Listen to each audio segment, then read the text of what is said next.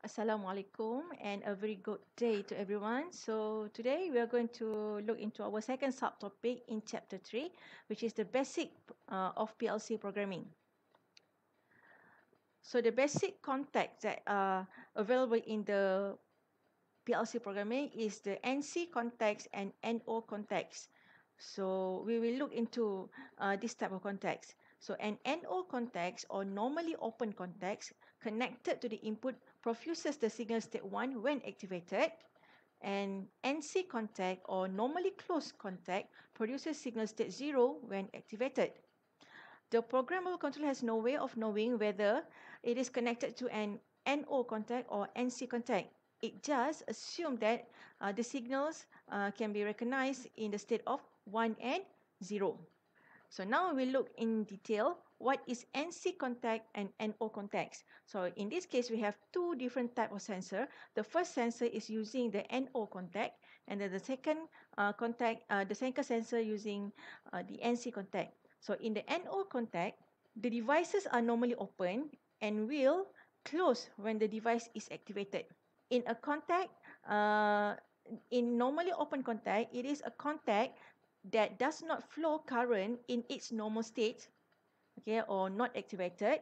And if you energize it, okay, by using a voltage or induce some electricity or switching it on, it will close the contact and causing it to allow current flow. And that's why during the not activated condition, the signal state is 0.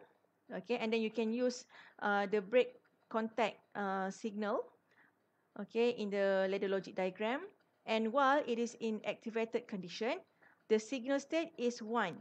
Okay, and then in a ladder logic diagram, you will see it as a MAC contact signal ataupun or MAC contact symbol. But for normally closed contact, the device's contacts are normally closed, okay, and will open when the device is activated. Okay, it is a contact that flows current in its normal state, which is not activated state or condition. So the signal state here is 1.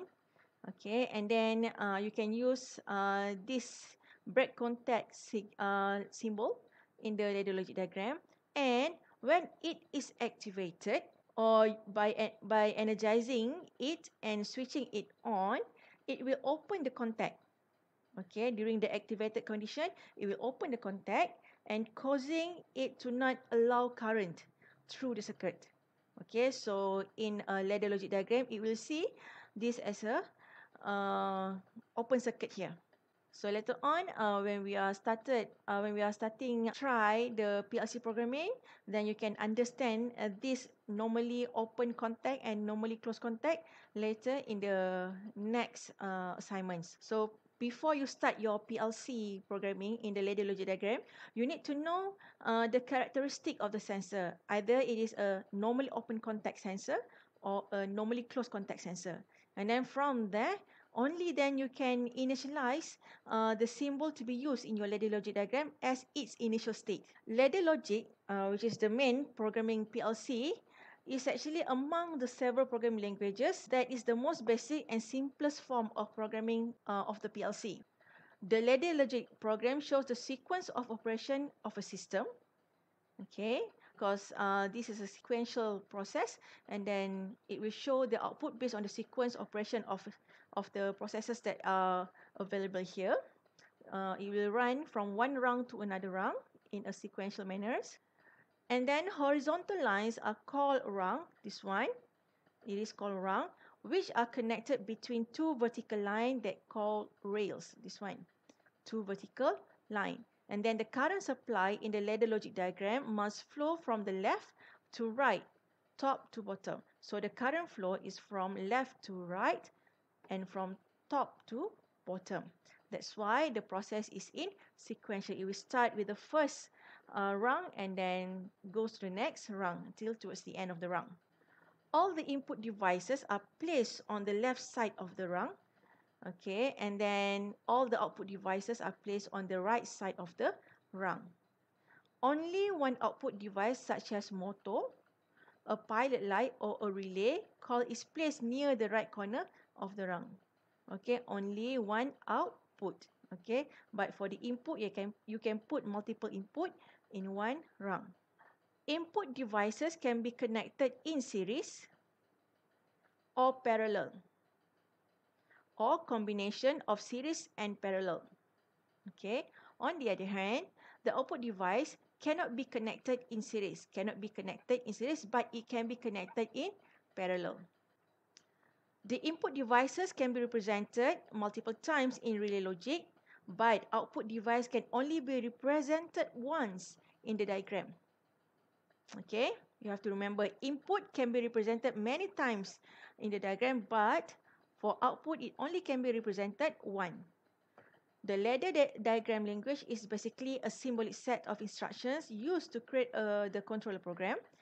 The ladder instruction symbols are arranged to obtain the desired control logic. So, these ladder instructions or symbols are arranged, okay, either in series or parallels according to your Boolean expression, okay, to perform the desired control logic, okay, by switching on which output that need to be switched on based on the process. A ladder rung consists of a set of input conditions and an output instruction at the end of the rung. Okay, so the output is normally, we put it at the end of the rung. Okay, so normally at the front of the rung, you can put multiple series of inputs, either in series or parallel connection or both. Okay, so normally open. This is the symbol of normally open. The normally open relay contact typically represent any input, can be switch or push button, or it can be a contact from a connector output or a contact from an internal output. Okay, it has a bit level address which is examined for an on condition. The status bit will be either 1 for on or 0 for off. Okay, so for this instruction, we ask the processor to examine if the contact is closed. Okay, because in its initial operation, it is in a normally open contact. So during the process, okay, when you switch on the button, then we need the PLC controller will check whether the contact has been closed or not. Okay.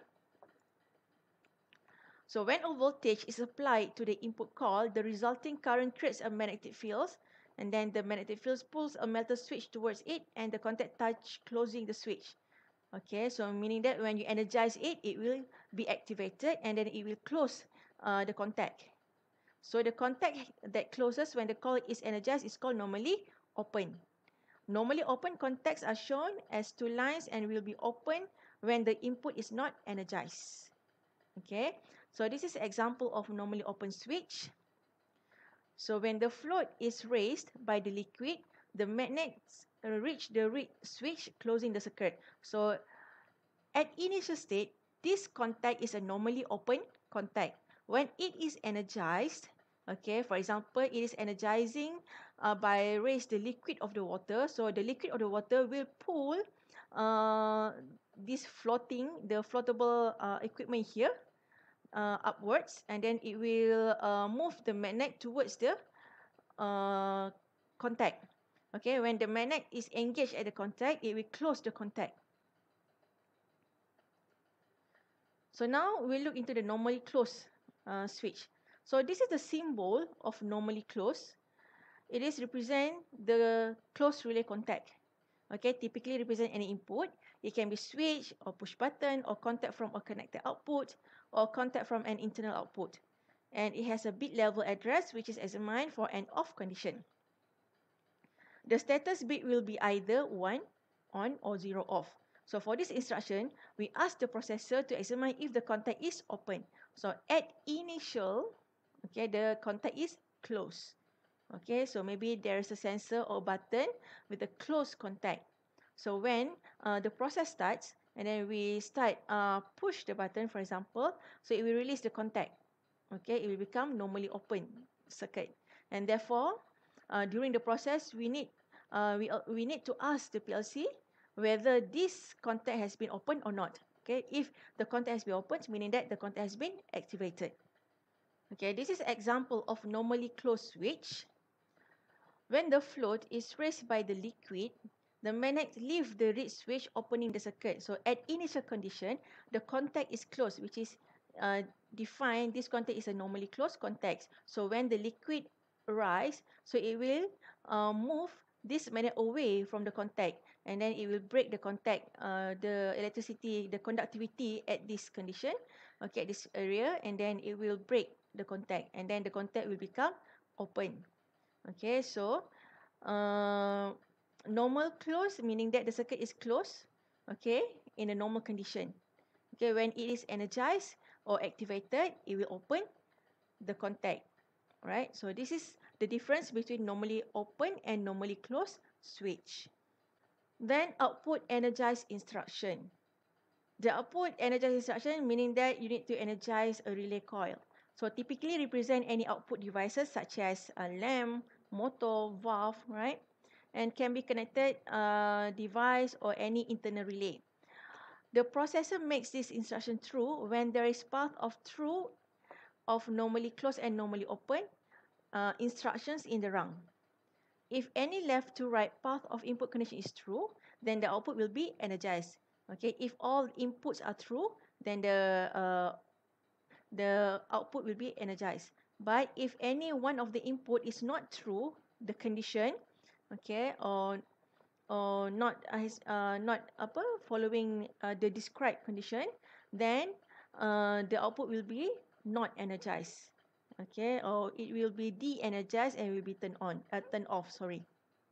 So this is the relay schematic versus ladder logic versus gate logic. So in this case, this is a relay schematic. So you have two input contact here, which is in open, normally open contact. Okay, and then this output relay. So if we convert it to ladder logic diagram, so here is the normally open contact, okay, the initial state, and then this is the output relay, which can be represented in a logic A and B by using AND gate because these inputs are arranged in a series circuit and output X. Okay, so the Boolean equation is ABX. Okay, so in this case, which the relay is arranged in a parallel circuit, so the logic here is OR.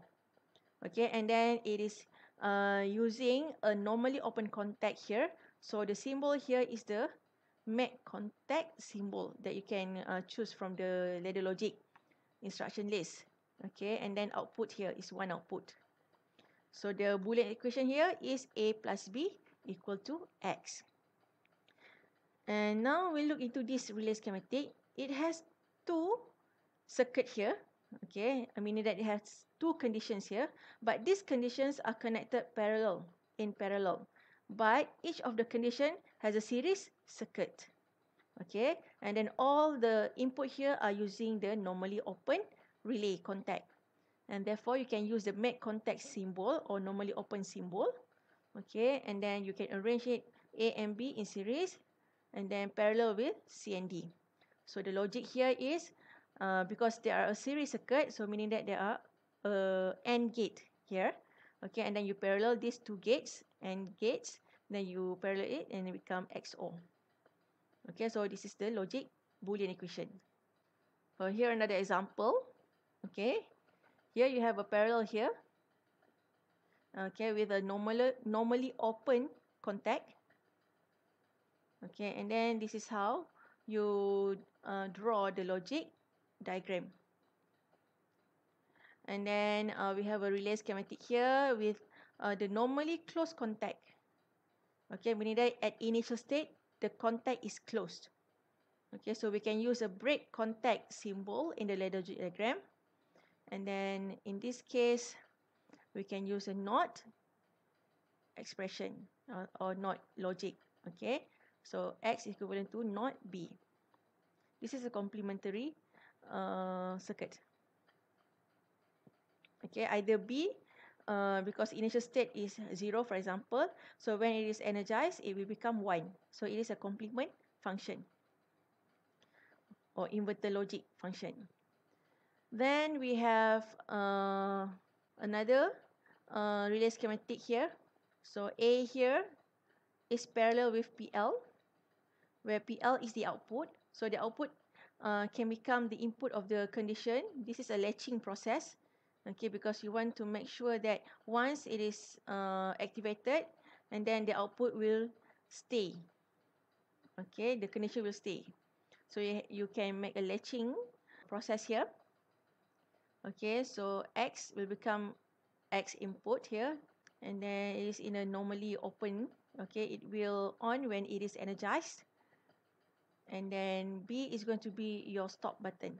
So here is B, which is a normally closed context, and A is normally open contact.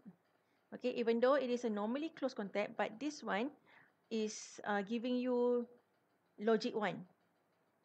Okay, when you press the stop button, so you actually break the circuit. Okay, so it will become 0, and therefore you can use this one as a braking circuit. Okay, you can use this B stop button as a braking circuit in your PLC ladder logic diagram later. So in the gate logic, you can see here B is the circuit breaker here, because everything that goes to AND gate, okay, if B is 0, so the output will become 0, but there is no output here.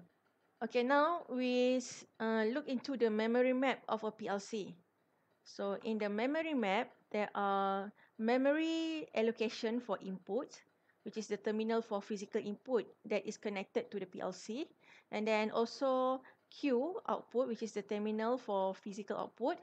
Okay, there are also a memory for internal memory, which represents the internal relay, no connection with physical device. Okay, because everything is internally connected.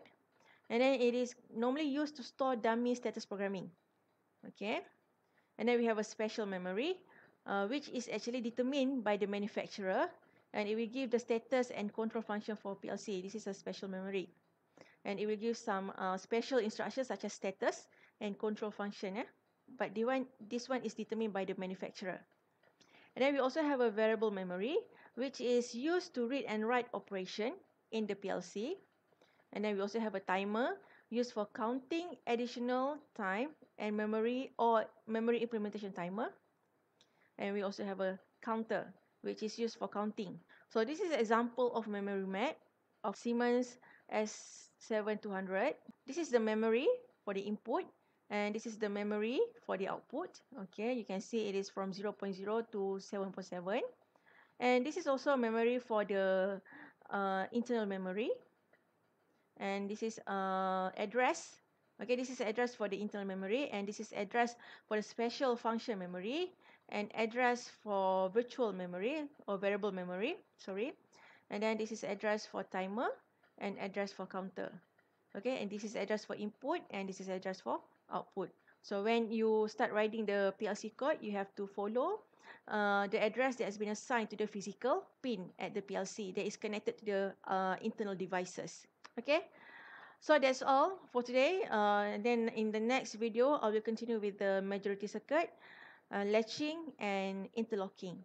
So I'll see you again in the next video.